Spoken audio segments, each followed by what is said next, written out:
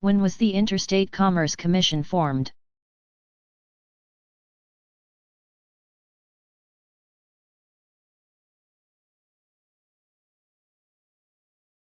The Interstate Commerce Commission, ICC, was established by Act of Congress in 1887.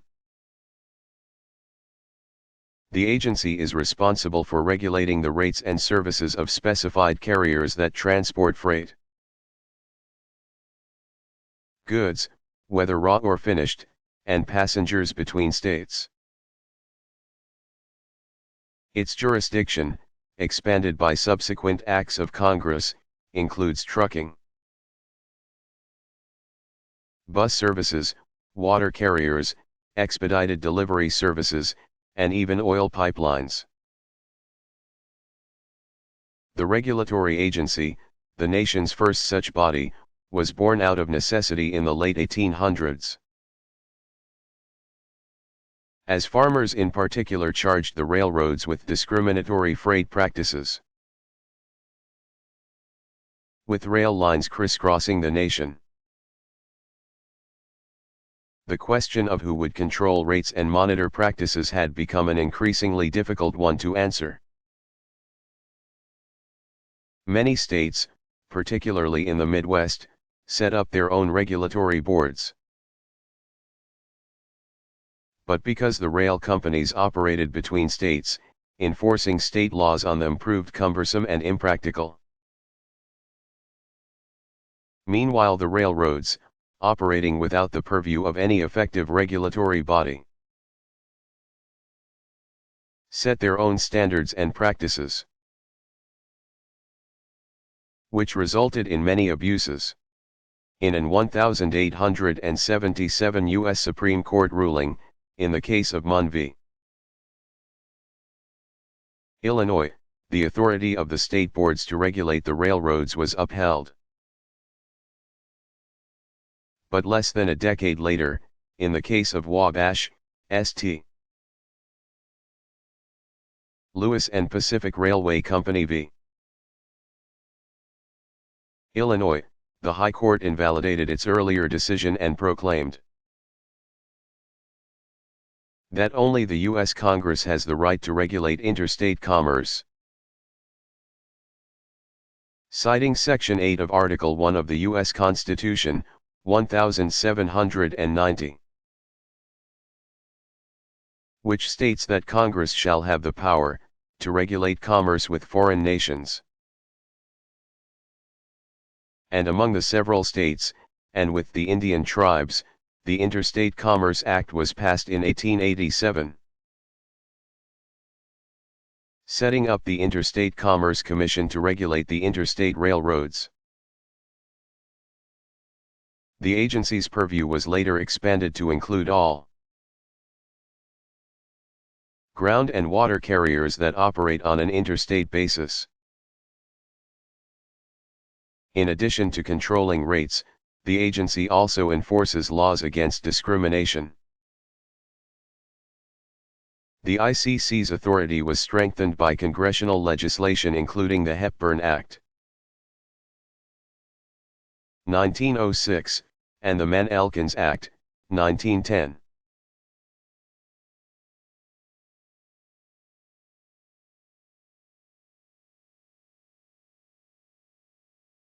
When was the structure of DNA discovered?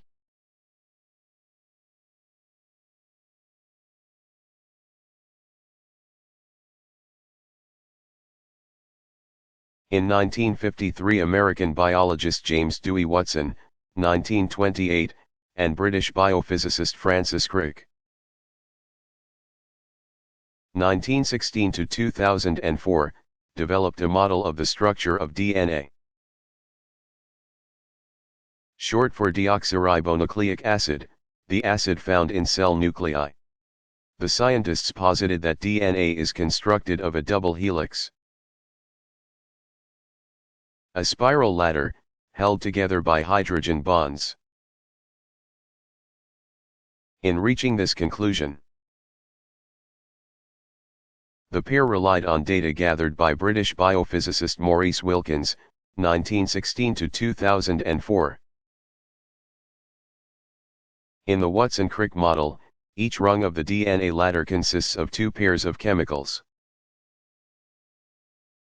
When DNA is replicated, which it is during reproduction, the ladder rungs are divided and the legs form new ladders, identical to the original. The model has helped scientists understand how genetic traits are passed from parent to offspring. Cells in the human body have 46 chromosomes, arranged in 23 pairs. Children inherit half a set of chromosomes. Thread-like bodies in the nucleus of a cell, from each parent, and different combinations of the parent's DNA. A process called recombination produces offspring of different, though related, inherited characteristics. Each person's genetic information is carried in his or her DNA between 10 and 20 billion miles of it, which is distributed among trillions of cells in the average human body. The study of DNA's structure has proved invaluable to scientists working in the fields of evolution, pathology, forensics, and many others. DNA's fingerprinting ability is so powerful that forensic scientists can use the DNA found on a single strand of human hair to identify the owner. In 1962, Watson, Crick, and Wilkins shared the Nobel Prize for their groundbreaking work on DNA.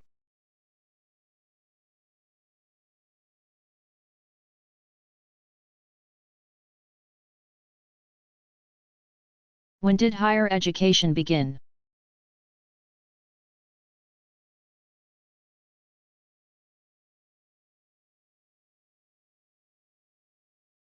About the 6th century B. C. Schools of medicine existed on the island of Kos, Greece, where philosophers theorized on the nature of man and the universe. The Pythagoreans, followers of Greek philosopher and mathematician Pythagoras, c. 580 to 500 BC, began the first schools of higher education in southern Italy, where philosophy and mathematics were taught in Greek. The great philosophers Socrates, Plato, and Aristotle carried on the Pythagorean tradition, as did Epicurus and Zeno in the 4th century BC. Universities have a long history in the Arab world, for example. The Al-Azhar University in Cairo was founded in about AD 970 and is one of the oldest universities in the world.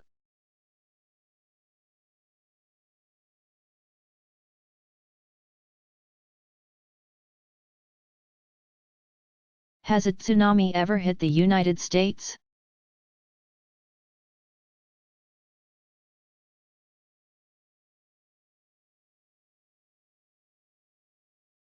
Yes, in fact the tallest tsunami ever recorded hit Alaska in 1964, it was 220 feet high. The March 28 event was brought on by an earthquake, the Great Alaskan Earthquake in Prince William Sound, measuring 9.2 on the Richter scale. The seismic wave, tsunami, hit the southwest part of the state and claimed 107 lives. Hawaii also sees an occasional tsunami, or giant wave, though the most remarkable one hit the islands before they became a state. On April 1, 1946, all of the water drained from the 3-mile-wide harbor at Hilo, which was immediately followed by a tsunami that rushed on shore, destroying the waterfront. The process repeated itself twice and resulted in the death of more than 150 people in Hawaii.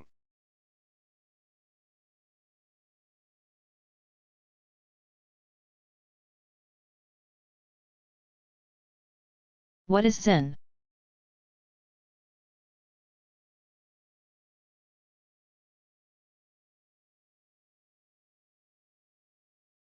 Also called Zen Buddhism, it is a sect of Buddhism practiced predominantly in Japan and China. The religion is based on meditation rather than on the strict moral doctrine of Buddhism. It was founded in China in the 5th century AD by Bodhidharma, an Indian Buddhist monk and missionary. He taught that sudden enlightenment can be achieved through the practice of meditation, or wall gazing. The religion defines enlightenment as the direct seeing of one's original nature.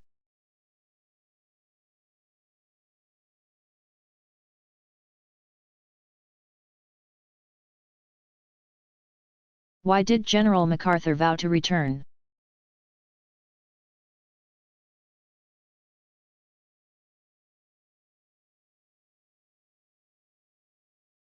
Two weeks after the Japanese bombing of the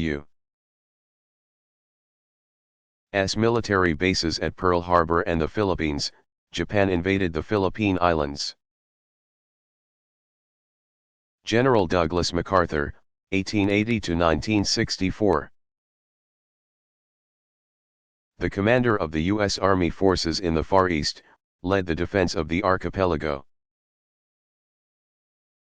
He had begun to organize his troops around Manila Bay when, in March 1942, he received orders from the president to leave the islands. When he reached Australia, MacArthur said, "I shall return," in reference to the Philippines. Under new commands, MacArthur directed the Allied forces' offensive against Japan throughout the Southwest Pacific Islands. After a string of successes, on October 20, 1944, MacArthur made good on his promise. Landing on the Philippine island of Leyte, accompanied by a great invasion force. By July of the following year, the general had established practical control of the Philippines. When Japan surrendered in August, MacArthur was made the supreme commander of the Allies, and as such, he presided over the Japanese surrender aboard the USS Missouri on September 2. He received the Medal of Honor for his defense of the Philippines. But he wasn't the only hero in the MacArthur family. His father, Arthur MacArthur, 1845–1912, had received the nation's highest military award during the Civil War, 1861–65.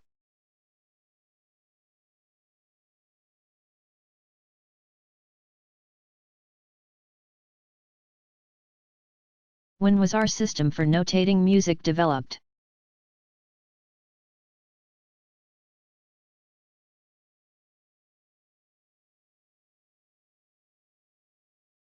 The innovation came in the early 11th century, when Guido of Arezzo, c.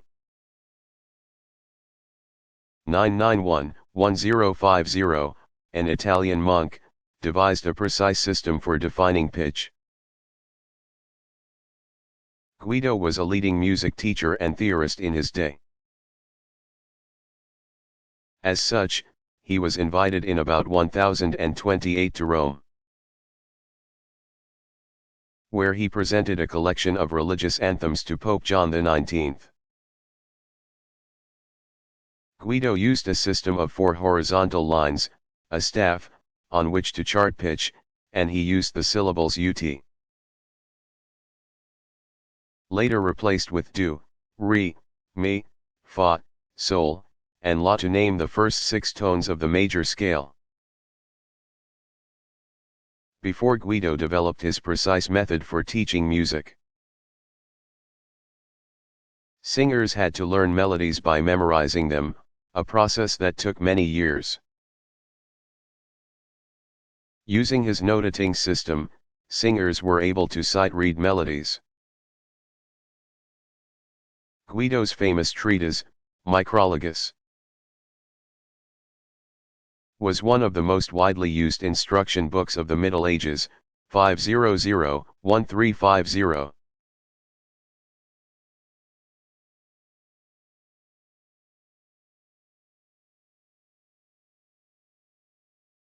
What were the sentences in the Beltway sniper cases?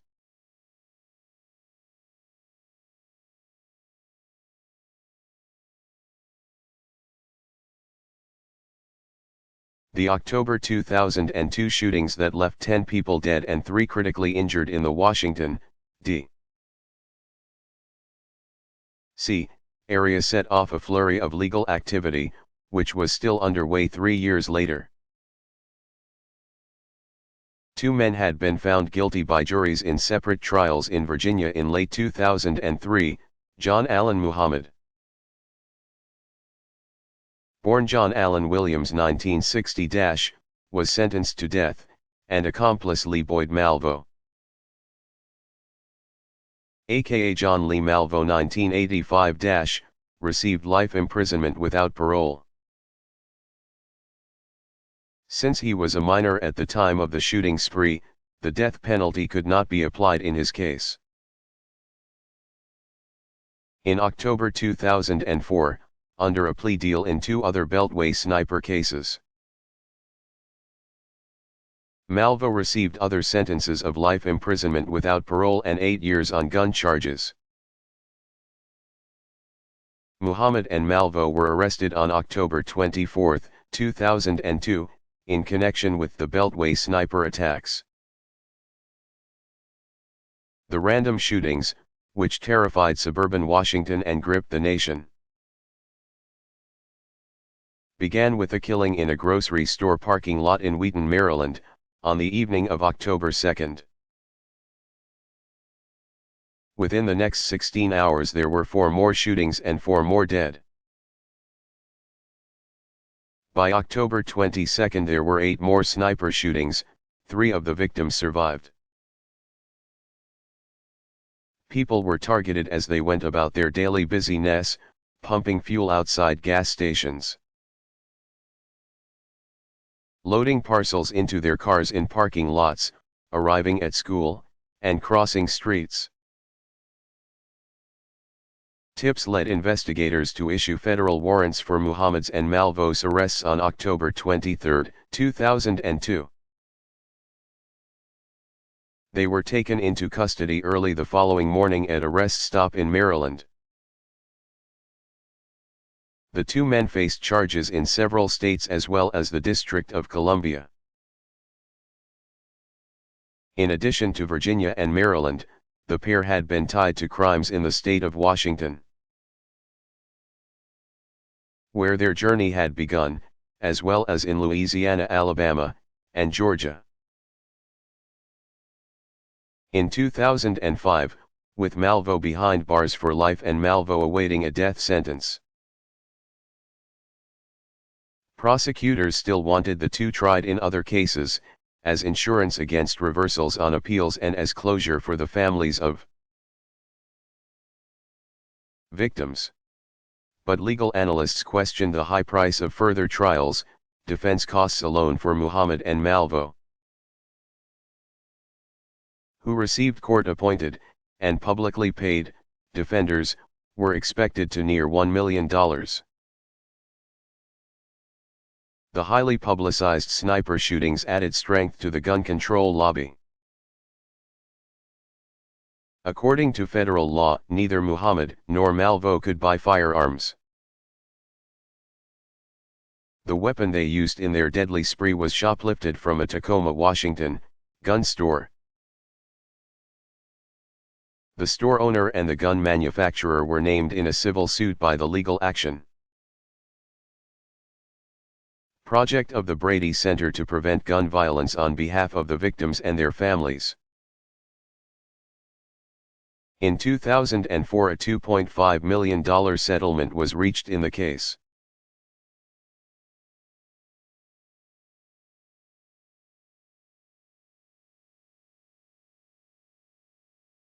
How long have hurricanes been given names?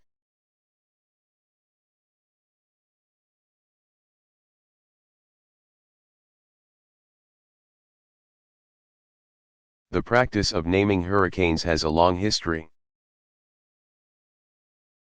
According to the National Hurricane Center, for hundreds of years Caribbean storms were named according to the saint whose liturgical day it was when the storm hit. This became confusing when hurricanes struck on the same day but in different years, leading to such references as Hurricane San Felipe II. During World War II, the U.S. military began naming storms, giving them women's names. In 1951 the American Weather Services began naming Atlantic Ocean storms according to a phonetic alphabet: Abel, Baker, Charlie, etc. Just a few years later forecasters returned to using women's names, and a new list of names was created for each Atlantic hurricane season, June 1 to November 30. Storms in some areas of the Pacific began being named in 1959, and by 1964, all regions of the Pacific were using the naming convention. For each year, there is a list for each region of the world where tropical cyclones occur. Atlantic, Eastern North Pacific, Central North Pacific, Western North Pacific, etc. The lists of names are agreed upon at international meetings of the World Meteorological Association. Establishing names for storms helps meteorologists track more than one storm at any given time, makes clear the communication of warnings, and facilitates study since the names of major hurricanes are retired to avoid confusion later. In 1979 equality was brought to the naming process, introducing men's names as well as multicultural names to each season's list. Since each season's storms are named in alphabetical order, there is a preponderance of storms beginning with the letters A, B, and C. However, in 1995, Hurricane Opal ravaged the Florida Panhandle. Not since forecasters began naming hurricanes had they reached the letter O. The letters Q, U, X, Y, and Z are not used because there are so few names beginning with those letters.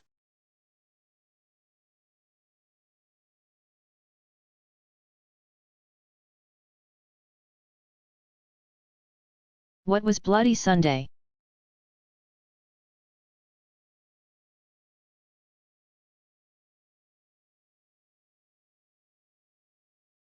The January 22, 1905, event, which is also known as Red Sunday, signaled the beginning of revolutionary activity in Russia that would not end until 1917. On that winter day the young Russian Orthodox priest Georgy Gapon, 1870–1906, carrying a cross over his shoulder, led what was intended to be a peaceful workers' demonstration in front of the Winter Palace at St. Petersburg. But, as the London Times correspondent reported that day, when the crowd was refused entry into the common gathering ground of the Palace Square, the passions of the mob broke loose like a bursting dam. Despite Father Gabon's thinking that they too would join the workers in protest, the Cossack guards and troops, still loyal to the Romanov Tsar Nicholas II, 1868–1918, shot into the crowd of demonstrators, killing about 150 people, children, women, and young people among them. Father Gapon, who had intended to deliver to the Tsar a petition on behalf of the workers, was injured during the day's events and later fled in exile. His thinking that the palace guards would come over to the workers' side was not his only miscalculation. Tsar Nicholas was not even at the palace that Sunday, having left days earlier. But Nicholas's reign was threatened by his troops' response to the gathering crowd. So horrific was the bloodshed that the snow-covered streets of St. Petersburg were stained in red, and the correspondent for the French newspaper Le Matin reported that the Cossacks had opened fire as if they were playing at bloodshed. The event sent shockwaves through the country, where hostilities had been mounting against Nicholas's ineffective government. It also stirred up unrest elsewhere, including in Moscow where, in a related event, the Tsar's uncle, Grand Duke Serge, was killed in early February. The death was a sure sign that popular anger had been focused on the Tsar and his family. In the countryside, the peasants rose up against their landlords, seizing land, crops, and livestock. The events foreshadowed the downfall of Tsarist Russia, though the outbreak in 1905 was unsuccessful in affecting any change, and Nicholas remained in power for 12 more years. He was the last Tsar to rule Russia.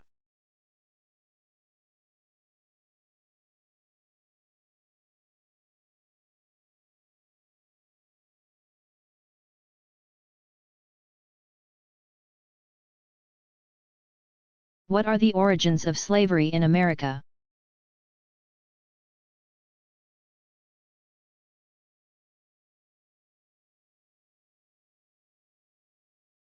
The roots of slavery in North America date back to about 1400, when the Europeans arrived in Africa. At first, the result of African contact with Europeans was positive, opening trade routes and expanding markets.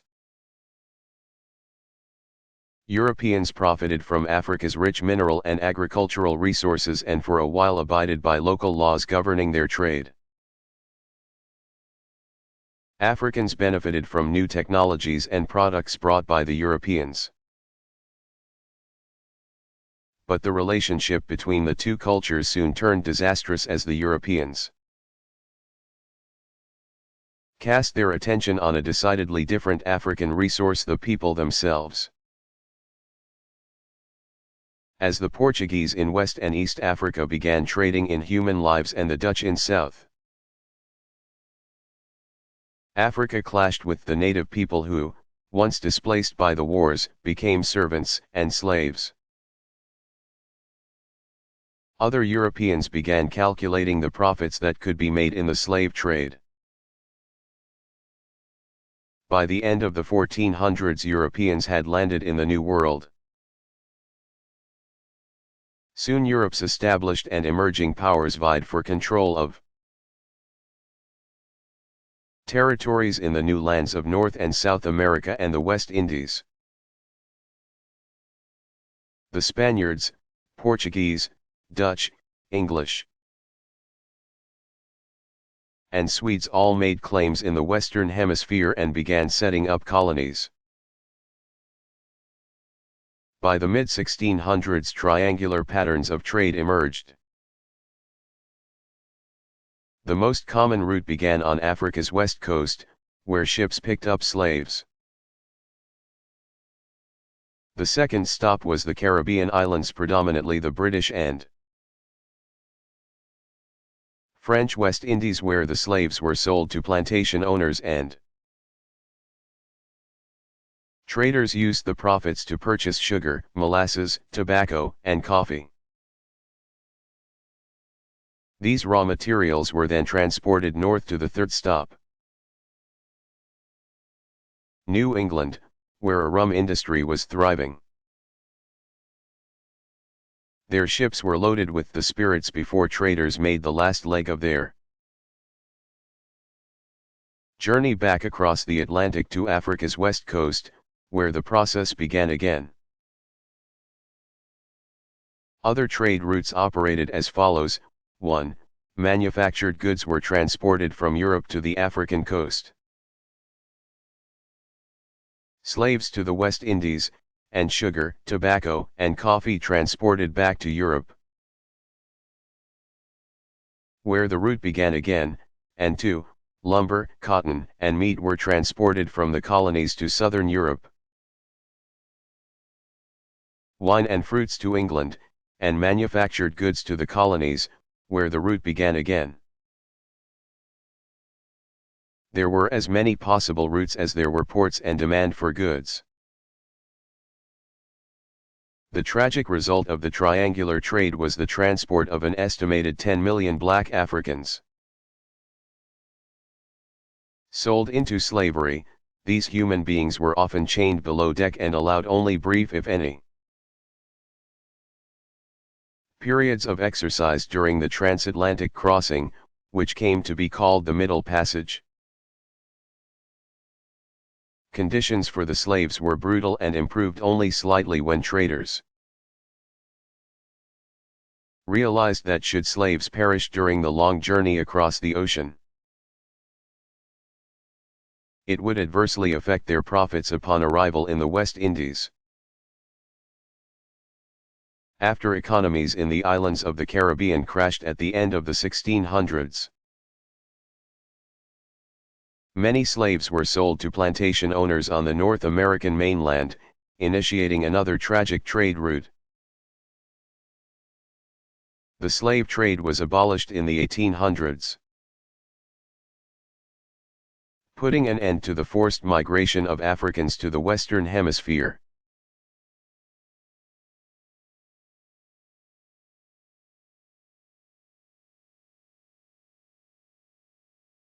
How frequently have tsunamis occurred throughout the world?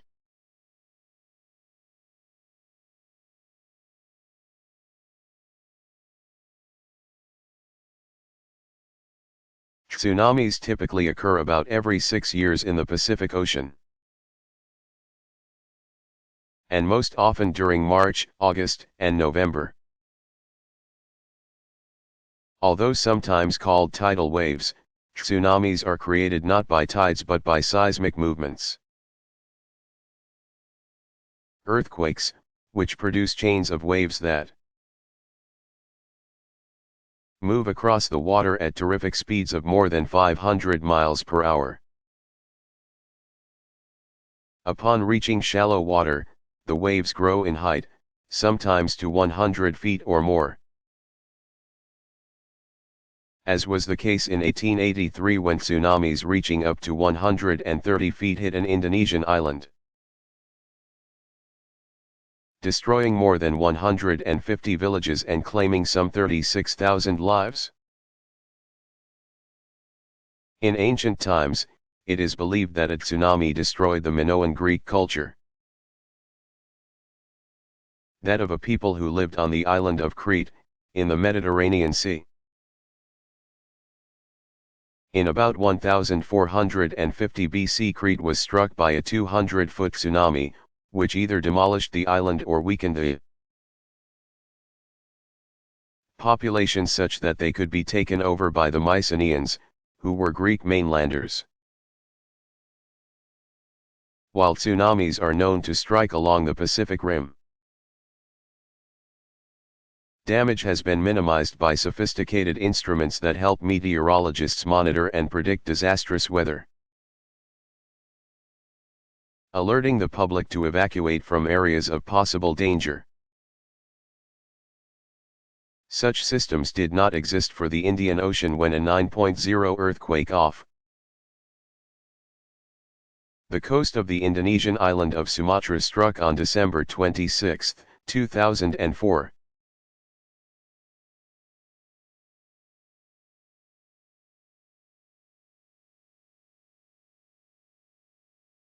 Which was the first TV network?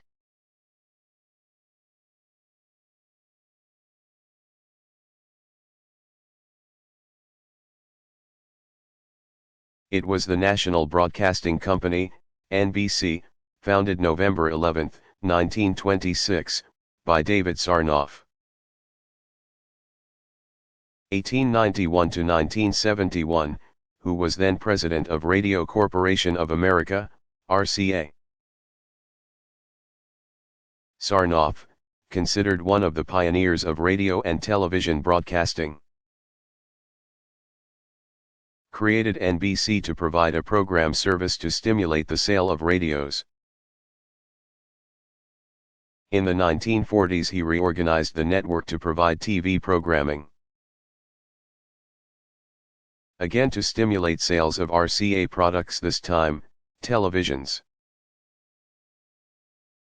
It was Sarnoff who demonstrated television at the World's Fair in New York in 1939. Next came Columbia Broadcasting System. CBS, on September 26, 1928, which was established by William S.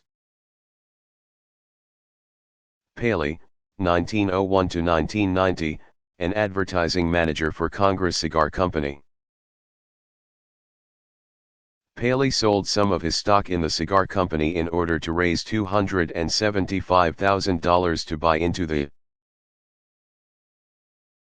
beleaguered United Independent Broadcasters, which controlled Columbia Phonograph, hence the name.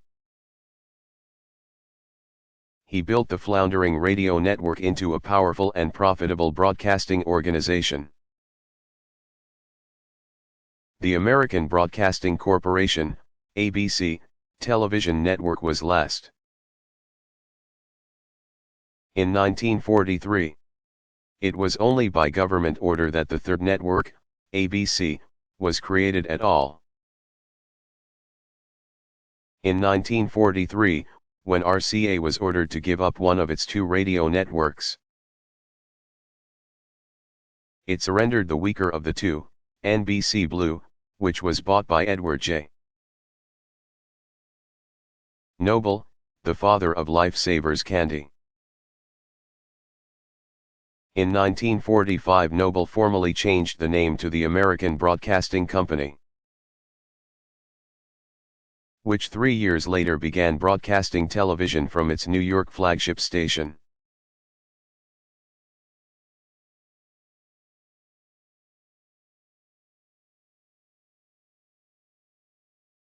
What prompted widespread Irish emigration in the mid-1800s?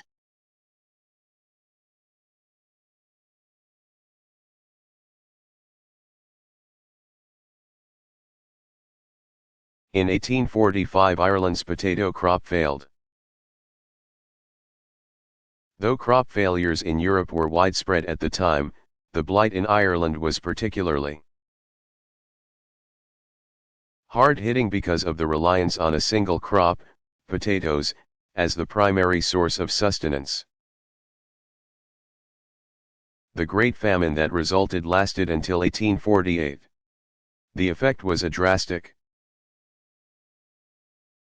decline in the Irish population due both to deaths and to emigration. Between 700,000 and 1 million people died in Ireland during the Great Famine. And between 1846 and 1854 alone, 1.75 million left the country in search of a better life elsewhere. 3/4 of those were headed to the United States. In the years after the Great Famine, experts determined that the blight of the late 1840s was caused by a fungus that was probably introduced to Ireland by a ship from North America, where there had been crop failures in the early 1840s. Sad irony that the very conduit that had likely borne the blight from North America to Ireland also carried immigrating Irish back to North American shores.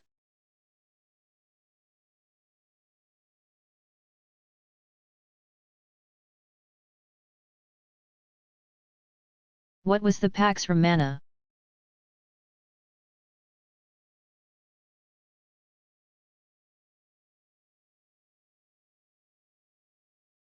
The Pax Romana was the height of the Roman Empire, a period of peace that lasted from 27 B.C. to AD 180, roughly 2 centuries. During this time, no other country or force was strong enough to challenge the Roman Empire, so citizens turned their attention to commerce, learning, the arts, and literature, all of which flourished.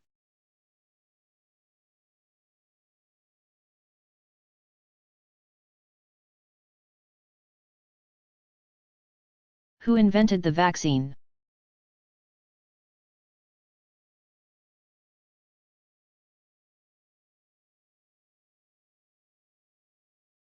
English physician Edward Jenner, 1749 to 1823, is credited with inventing the vaccine. However, evidence suggests that vaccination, inoculation of a substance into the body for the purpose of producing active immunity against a disease, was used in China, India, and Persia, present-day Iran, in ancient times. In modern times, Jenner pioneered the science of immunology by developing a vaccination against smallpox. The English physician was practicing medicine in rural Gloucestershire in 1796 when he observed that dairymaids who had been sick with cowpox did not contract smallpox, suggesting that they had developed an immunity to the often fatal disease, which then occurred in epidemics. Jenner must have been quite certain of his theory. He chose to test it on an 8-year-old schoolboy, James Phipps, whom Jenner vaccinated with matter from cowpox vesicles from the hands of a milkmaid, Sarah Nelmes. Jenner then allowed the boy's system to develop the immunity he had previously observed in the dairymaids. Several weeks later, Jenner inoculated Phipps with smallpox, and the boy did not become even the least bit ill. The experiment was a success. Jenner continued his experiments for 2 years and then published his findings, officially announcing his discovery of vaccination in 1798. As Jenner suspected, vaccines provide immunity by causing the body to manufacture substances called antibodies, which fight a disease. Over the course of the 20th century, vaccination programs have greatly reduced disease, particularly in developed nations where childhood immunization programs are very effective. By 1977, vaccination had virtually wiped out smallpox.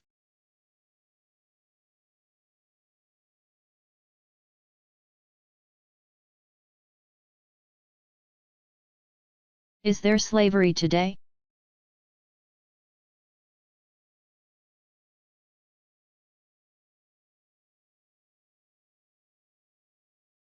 Yes, slavery continues into the 21st century. The United Nations Population Fund, UNFPA, has stated, although slavery has been formally abolished from the world, the trade in human misery continues. Today it is called human trafficking. Estimating the size of the problem is difficult, but the UNFPA estimates that about 4 million people are trafficked across international borders each year. The group also reports that the problem is widespread, but the greatest volume of human trafficking exists in Asia, with Africa and Latin America following close behind. The Asia-Pacific region is seen as particularly vulnerable. According to the United Nations Economic and Social Commission for Asia and the Pacific, UNESCAP, because of its huge population pyramid, growing urbanization, and extensive poverty. Some human rights groups estimate that the number of slaves in the world today is as high as 27 million people. And experts say that it is a growing problem, fueled by globalization. Men, women, and children, especially in developing countries, are forced into labor in sweatshops and fields, and into prostitution in brothels. In desperately poor regions of the world, families sell their children into slave labor and forced prostitution. Other victims are lured in, according to the United Nations Office on Drugs and Crime. From Himalayan villages to Eastern European cities, people, especially women and girls, are attracted by the prospect of a well-paid job as a domestic servant, waitress, or factory worker. Traffickers recruit victims through fake advertisements, mail-order bride catalogs, and casual acquaintances. But the victims end up in situations controlled by their traffickers, and they are exploited against their wills to earn illicit revenues. By the early 2000s, human rights groups and governments were organizing to combat the increase in human trafficking. Several agencies of the United Nations worked to address the roots of the problem and to aid victims. Non-government agencies were playing a role as well. One such group is Shared Hope International. Founded in 1998 by U.S. Congresswoman Linda Smith, Washington, to rescue and restore women and children in crisis by providing comprehensive services to meet their needs. Italy's government was at the forefront of the anti-trafficking movement, offering residency permits to victims and funding local shelters through legislation passed in 1999. In 2000, the U.S. Congress passed the Victims of Trafficking and Violence Protection Act, TVPA, declaring that sex trafficking is the modern-day slavery. Government figures estimated that each year 45,000 to 50,000 women and children were trafficked into the United States, where they were trapped in modern-day slavery-like situations such as forced prostitution. But the trafficking problem in the United States, and elsewhere, is not limited to importing women and children from other countries. According to a September 2001 Justice Department report, 400,000 children are lured or forced into prostitution each year in the United States. Many of the victims are from white, working and middle-class families, often runaways from troubled homes who end up on the streets. In September 2004, former Representative John R.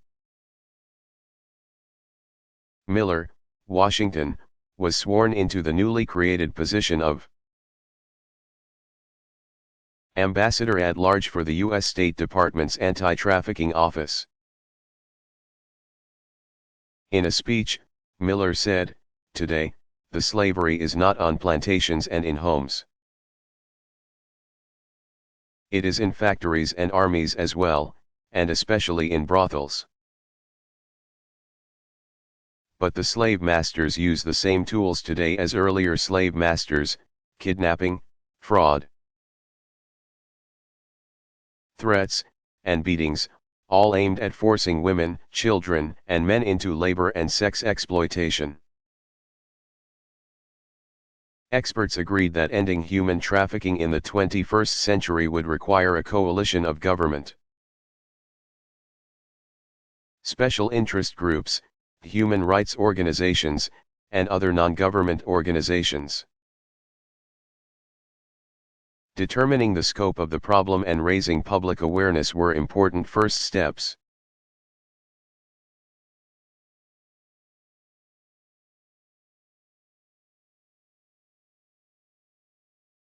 What was the Tet Offensive?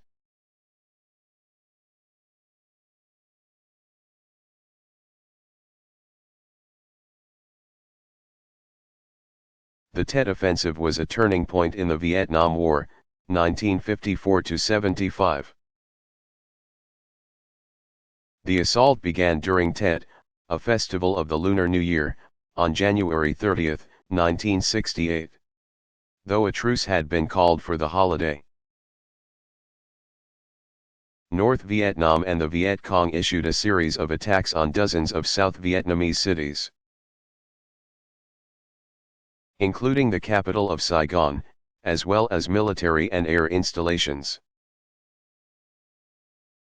American troops and the South Vietnamese struggled to regain control of the cities, in one case destroying a village, Ben Tre, in order to save it from the enemy. Fighting continued into February, though. The Communist North ultimately failed in its objective to hold any of the cities. The offensive was critical in the outcome of the war, as images of the fighting and destruction filled print and television media. Americans saw that the war was far from over, despite pre-Tet reports of progress in Vietnam.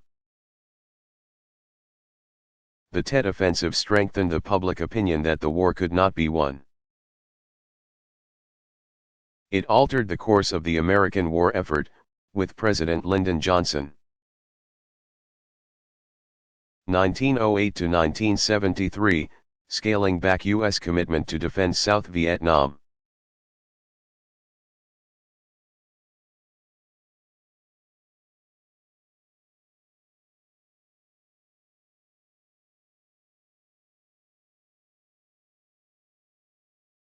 Who were the Big Four?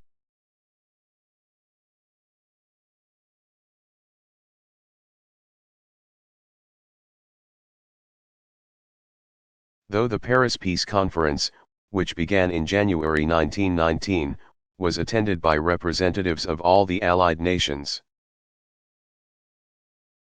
The decisions were made by four heads of government, called the Big Four, President Woodrow Wilson.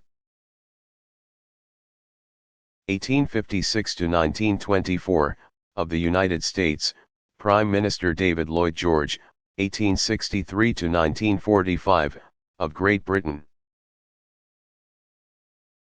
Premier Georges Clemenceau, 1841–1929, of France, and Premier Vittorio Orlando, 1860–1952, of Italy.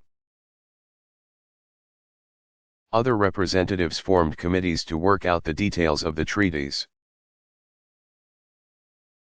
that were drawn up with each of the countries that had made up World War I's Central Powers. The Treaty of Versailles was signed with Germany, the Treaty of St. Germain was signed with Austria, the Treaty of Neuilly was made with Bulgaria. The Treaty of Trianon was made with Hungary, and the Treaty of Sèvres was signed with the Ottoman Empire.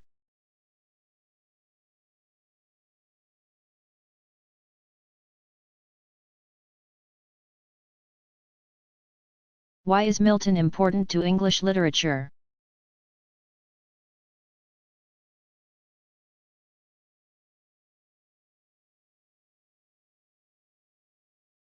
Except for Shakespeare, the works of John Milton, 1608–1674, have been the subject of more commentary than those of any other English writer. Milton is considered one of only a few writers to take their place in the small circle of great epic writers. According to Norton Anthology of English Literature. In Milton's writings, two tremendous intellectual and social movements come to a head. The movements referred to are the Renaissance and the Reformation. Scholars point to Milton's use of classical references and the rich tapestry of his works as being Renaissance in nature, while his earnest and individually minded Christianity are resonant of the Reformation. For example, in his masterpiece Paradise Lost, 1667, Milton, like poets Homer and Virgil before him, takes on humankind's entire experience: war, love, religion, hell, heaven, and the cosmos. But rather than having Adam triumph over evil through an act of heroism, he accepts the burden of worldly existence, and triumphs over his guilt by admitting it and repenting it. In addition to his famous epics, Milton wrote sonnets and other short poems, including on Shakespeare, El Allegro, Il Penseroso, and Lycidas. His writings also include political discourse, chief of which is the essay Areopagitica, 1644. Among the ideas that Milton championed were the limitation of the monarchy, dethroning of bishops, freedom of speech, and the institution of divorce. One commentator mused that the guarantees of freedom in the United States Constitution owe more to Milton's Areopagitica than to John Locke.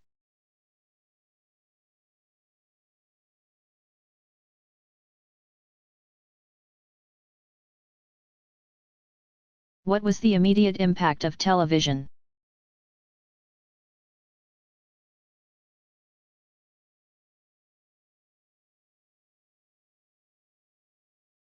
The publicity surrounding the World's Fair television broadcast, April 30, 1939, inspired a flurry of broadcasting activity but reached limited audiences. On May 17, the National Broadcasting Company, NBC, televised a baseball game between Princeton University and Columbia University, which NBC billed as the world's first televised sporting event. On August 26, NBC telecast a professional baseball game between the Brooklyn Dodgers and the Cincinnati Reds. More NBC broadcasts from Radio City featured live opera, comedy, and cooking demonstrations. Crowds waiting outside the 1939 New York premiere of Gone with the Wind were also televised. Feature films were aired, including a dramatization of Treasure Island, Young and Beautiful, and the classic silent film The Great Train Robbery, 1903. Soon television stations had proliferated. By May 1940, 23 stations were broadcasting. In 1941, after considerable deliberation on its part and that of the industry itself, the Federal Communications Commission, FCC, adopted transmission standards. Commercial operations were approved effective July 1, and 2 New York stations, National Broadcasting Company, NBC, and Columbia Broadcasting System, CBS, affiliates, went on the air.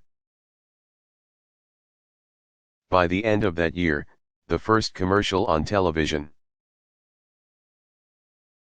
financed by watch manufacturer Bulova, was aired. In December, with the bombing of Pearl Harbor and the entrance of the United States into World War II, 1939–45, commercial development of television was put on hold while American industry devoted its resources to the war effort. But the television industry was eager, and as soon as Allied victory looked like a sure thing,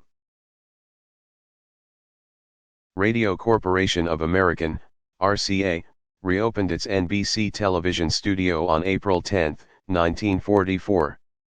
CBS followed suit, reopening its operations on May 5.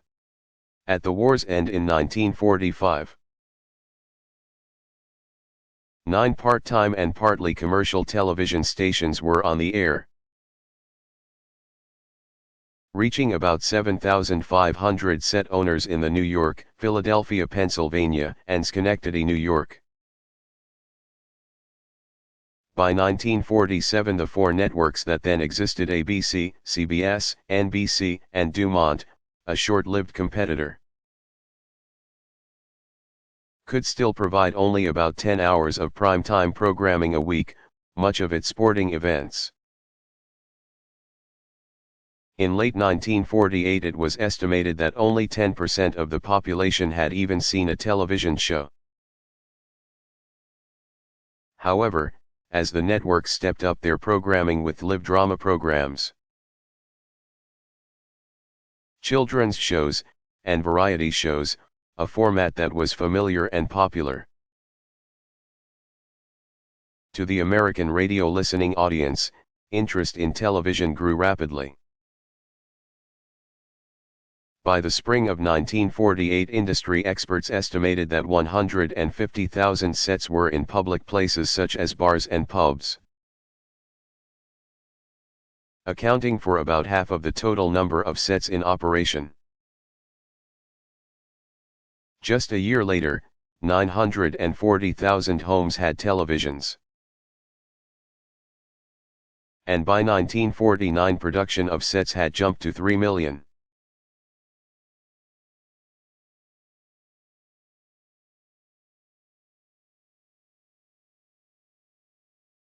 Which came first, the word Scrooge or Dickens's character Scrooge?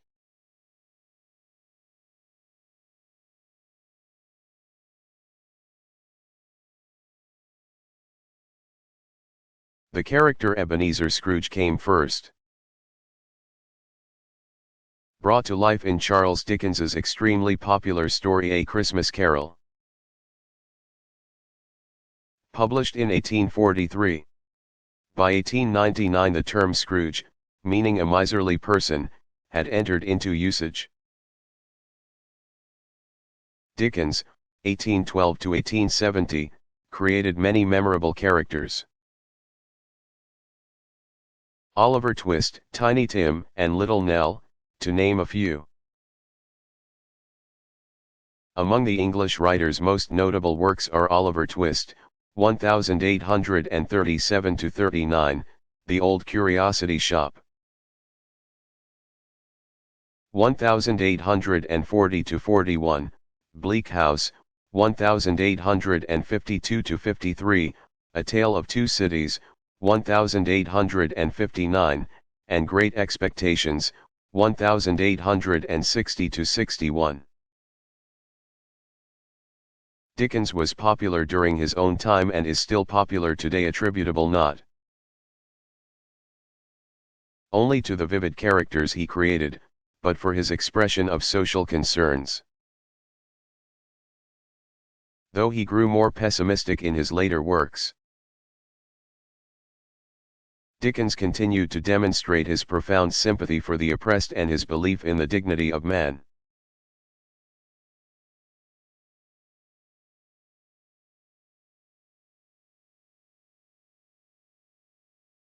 When did people first migrate to the Western Hemisphere?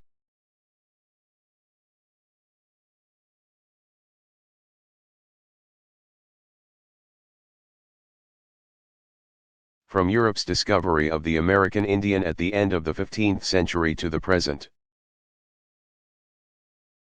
The questions of who the Native American populations are and how they came to the Western Hemisphere, North and South America and the surrounding waters, have intrigued scholars, clergymen, and laymen. the advancement of anthropology has yielded some answers. Since no skeletal remains of a human physical type earlier than Homo sapiens have yet been found in the Americas, researchers have concluded that the continents were settled through migration. Many scholars believe that Asians came to America during two periods, the first, between 50,000 and 40,000 BC, and the second, between 26,000 and 8,000 BC. They are believed to have come by way of a great land or ice bridge, Beringia, over the Bering Strait, between Asia, Russia, and North America, Alaska. This causeway was covered by water from about 40,000 to 26,000 BC because of a period of melting, which would have prevented passage. Most scholars also agree that there were several discrete, and perhaps isolated, movements of various peoples from Asia to the Americas. The migrations might have been prompted by population increases in the tribes of Central Asia, which impelled some to move eastward in quest of food sources animals. As game moved across the Bering Strait, hunters followed. Over time, population growth caused early man to continue southward through the Americas, so that by 8000 BC there were primitive hunters even in Tierra del Fuego, which forms the southernmost part of South America. Around 5000 BC the disappearance of large game animals in both North and South America produced a series of regional developments, culminating in the emergence of several great civilizations, including the Inca, Maya, and Aztec.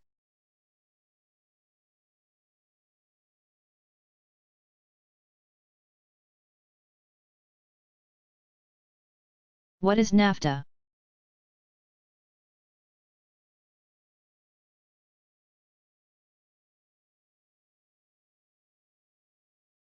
NAFTA is the North American Free Trade Agreement, signed on December 17, 1992, by U.S. President George H. W. Bush, 1924, Canadian Prime Minister Brian Mulroney, 1939, and Mexican President Carlos Salinas de Gortari, 1948. It went into effect January 1, 1994. Inspired by the success of the European Community's Open Trade Agreement, the architects of NAFTA aimed to create free trade among North America's three largest countries. A 1988 pact between the United States and Canada had already lifted numerous barriers to trade between the two nations. That agreement was expanded to include Mexico through a series of negotiations that were preliminarily approved in August 1992 and were concluded with the signing of NAFTA later that year. The agreement removes trade barriers, including customs duties and tariffs, over the course of 15 years,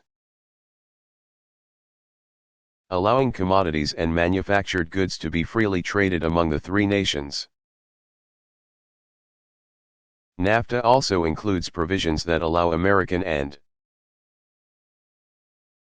Canadian service companies to expand their markets into Mexico.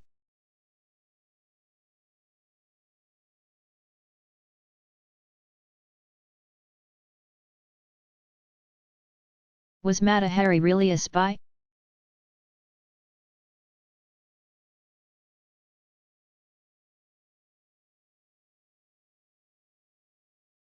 When Dutch-born Margaretha Zell MacLeod, 1876–1917, was arrested in Paris on February 13, 1917. There was scant hard evidence that this woman, known throughout Europe as Mata Hari, was actually a spy for the Germans during World War I, 1914-18, but there was plenty of evidence that she had long consorted with the enemy and had been paid by them, but for exactly what was never discovered. Nevertheless, the testimony heard by the jury over 2 days in July in a closed Parisian courtroom was enough to convince them that this former exotic dancer, who could count as her lovers a who's who of European men,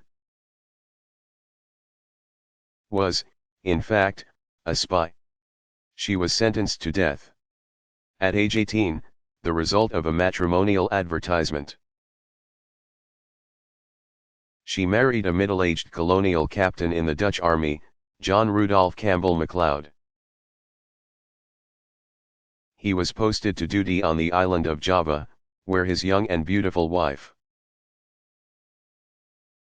now 21 years old, learned not only the Malay language, but native dances as well. Her Javanese friends named her Matahari, meaning the Eye of the Dawn.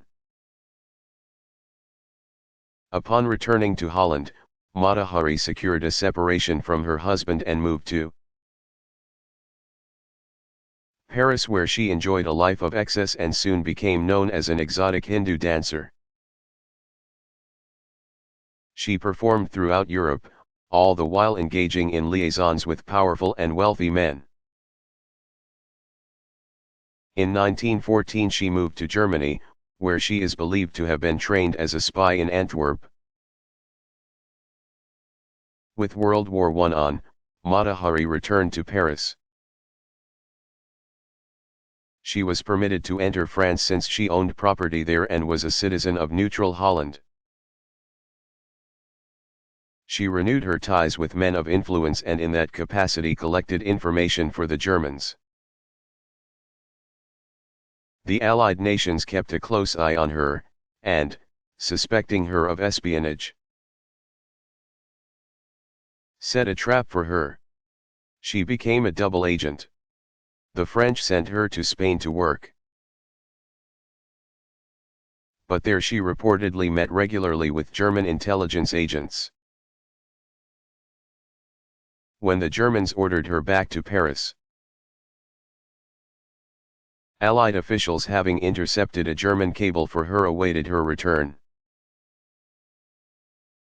They arrested Matahari, who was found in possession of a check from the Germans. At her trial, a report compiled by the French and holding Matahari responsible for the deaths of some 50,000 Allied soldiers, was brought into evidence. She was killed by firing squad on October 15, 1917, the war still more than a year from ending.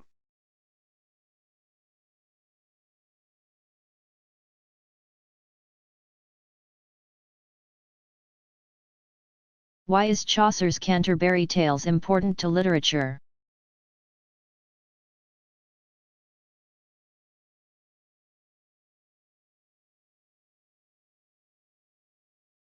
The unfinished work, which was begun about 1486 and written during the last 14 years of its author's life,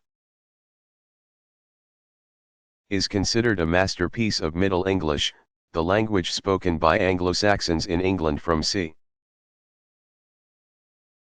1200 into the late 1400s. In the Canterbury Tales, Geoffrey Chaucer, 1340 to 1400, who was the son of a wealthy wine merchant, weaves together stories told by 28 pilgrims whom the storyteller, the poet himself, met at an inn. The pilgrims, along with the innkeeper who joins them and the poet,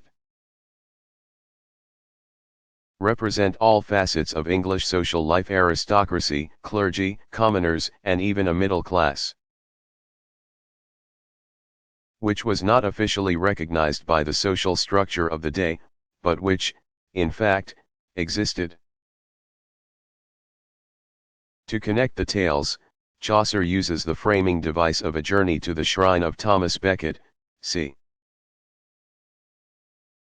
1118 to 1170, the Archbishop of Canterbury, who in 1170 was killed by overzealous knights in the service of England's King Henry II. In his prologue, Chaucer indicates that each traveller was to tell two tales out and two tales back from the reader's ability to comprehend reality.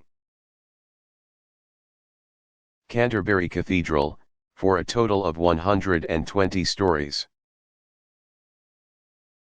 which were intended to entertain the pilgrims during their trip.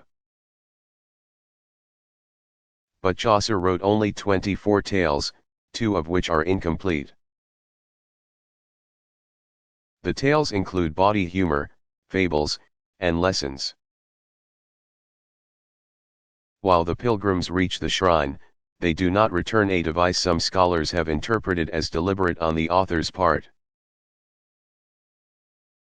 as it suggests the human journey from earth to heaven. Whatever the intention, the Canterbury Tales reveal the author's ability as a storyteller. As the editors of the Norton Anthology of English Literature assert, rivaling Shakespeare in the art of providing entertainment on the most primitive level, and at the same time, of significantly increasing the tales, were extremely popular in late medieval England. Printed and reprinted numerous times, particularly during the 1400s. Chaucer's rendering of details reveal both story and storyteller, pilgrim, at once, giving the reader a remarkable insight into the characters and revealing basic human paradoxes which transcend time.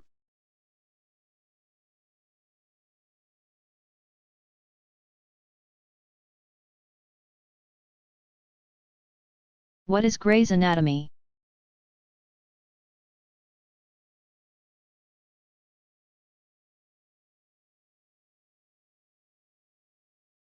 It is the popular name for anatomy of the human body, descriptive and surgical. Written by English physician Henry Gray, 1825 or 1827 to 1861. First published in 1858, the tome is still considered the standard work on anatomy, and it is in print today in several editions, including the concise Gray's Anatomy. Gray was a lecturer in anatomy at London's St. George's Hospital and was a Fellow of Britain's Royal College of Surgeons.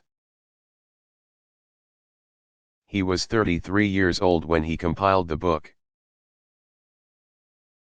which went on to be used by medical students for more than a century.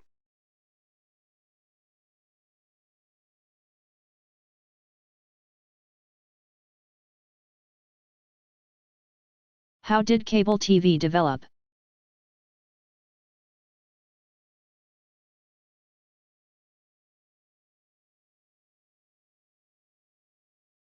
The industry had its beginnings in the 1970s, when home box office